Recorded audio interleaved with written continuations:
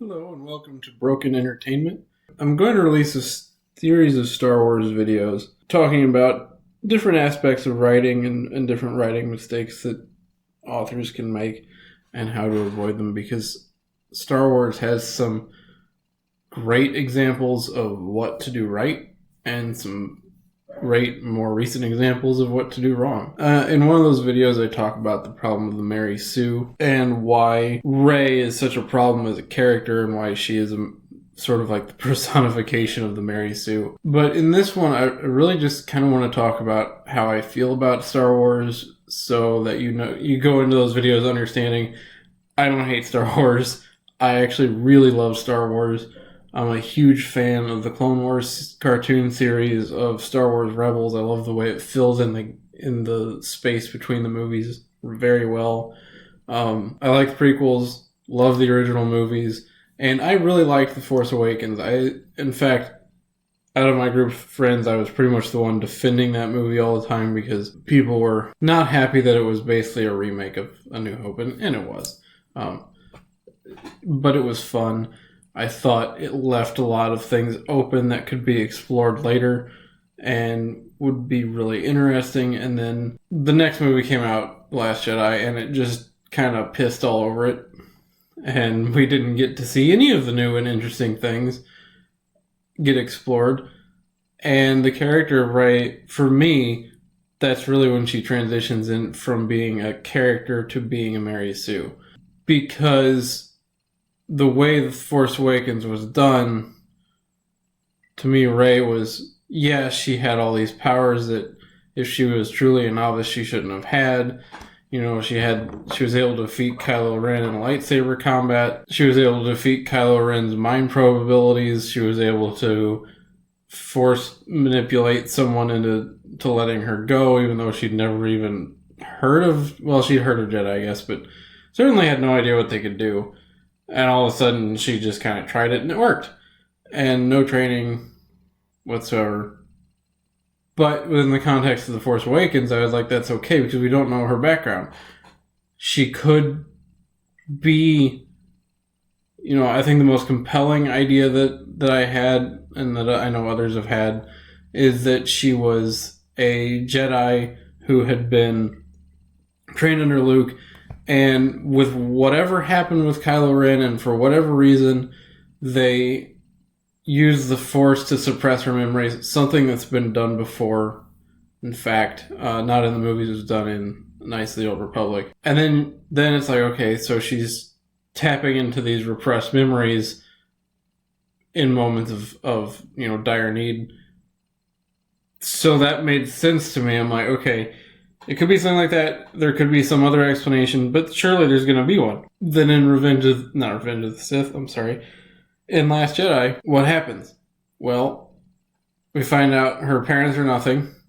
Her background is meaningless. They straight out say it. Her background doesn't mean anything. So she's got all these abilities and all this knowledge for no reason whatsoever. And that's what just totally ruined the character for me right there. And really ruined the Star Wars Disney sequel trilogy for me. More than anything else, really. There's other things that really bothered me, but that was, another thing that you had that really upset me was Finn in Force Awakens has this great, compelling backstory.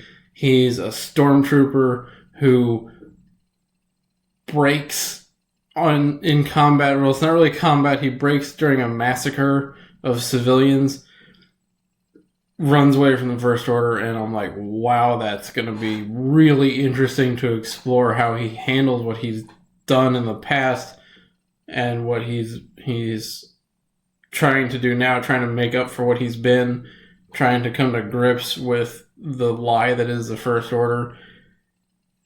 And you don't get any of it. He's just a janitor, which I don't think I need to point out the racial problems with that, but wow. It just, if you're gonna leave, if you're a writer, it's okay to leave stuff unexplained for a little while. it hooks the reader in, like The Force Awakens did me. It hooks you in, and you're like, okay, I want to find out more about this character. I want to find out, these explanations of what's going on. I want to learn about their backstory and why they're so compelling to me. And then that's fine as long as you take that somewhere. But don't use it cheaply just to get attention, which is what I feel like The Force Awakens did. I don't know if it was just a lack of communication between the two directors, but it sure feels like The Force Awakens was just a cheap setup that was never going to pay off in the first place, which is upsetting for a lot of reasons. Don't do that as a writer, please. But that's kind of where I stand on Star Wars. I love the original movies. The character of Darth Vader and Luke and Emperor Palpatine, they're really well done. Han Solo's great. Leia's great. You have all these strong characters that are strong in their own ways, and then who come together, who don't really get along, and then they come together really well in Empire Strikes Back. The moments between Vader and Luke, especially in this scene here that I've got up on the screen from The Empire Strikes Back. Oh my god, that was so good. Just everything about this scene is great.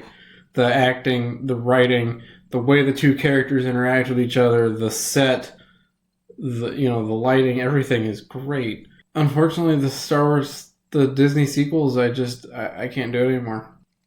Some people didn't like The Force Awakens to begin with. I really liked it. Yeah, it was kind of a reboot. Well, it wasn't really a reboot, but it was just a rehashing of a previous story. But I could kind of see where they were coming from in that. And I'm like, that's okay. The next movie's not going to do that. The next movie's going to be great. You're going to see this great exploration of what I thought was kind of a developing relationship between Rey and Finn. You're going to see a great in-depth look at Kylo Ren. You're going to see the explanation behind Rey's abilities. You're going to see Finn's, an exploration to Finn as a former Stormtrooper who's gone through probably hell with the First Order. And then it just all evaporated. There's no excuse for that as a writer. I don't really know what to say as to why they did that. But they did. So that's where I'm coming from in these Star Wars videos. And I'm not going to try and attack it with, hate. I think I'm more disappointed and frustrated than I am angry anyway. So I'm going to really just try to break it down and say, here's some great examples of what you can do right. Here's some great examples of what you can do wrong. Here's ways to avoid it. That's really where I'm going. But if you do want to discuss in the comments your opinions of the movies, that's absolutely fine. I have my opinions, and I'm open to discuss them, certainly. I'm not attacking these movies. I'm not attacking the actors or actresses by any means. It's not their fault anyway. I'm just going to break it down, different examples, because writers should always be looking at different media where they can break down stories and use things to their advantage. One thing I think that's kind of a common mistake is a belief that you have to read books. Reading books helps you hone your craft. It helps you see what's going on in the writing world. So, that's important. But the mistake is that it's not the only thing. There's storytelling in movies, there's storytelling in comic books, there's storytelling in plays, so on and so forth. You should always try to break down storytelling wherever you see it. Not saying don't just sit back and enjoy it too, but think about it. Break stuff down and see what you can come up with as examples for yourself and go, okay, that's something that I definitely want to avoid, or, hey, that was done really well. I should try to emulate that by writing my character descriptions better this way, or, whatever the example is. So yeah, that's where I'm coming from. If you like the video, hit the like button down below, subscribe to the channel, and I will see you in the next video. Thanks.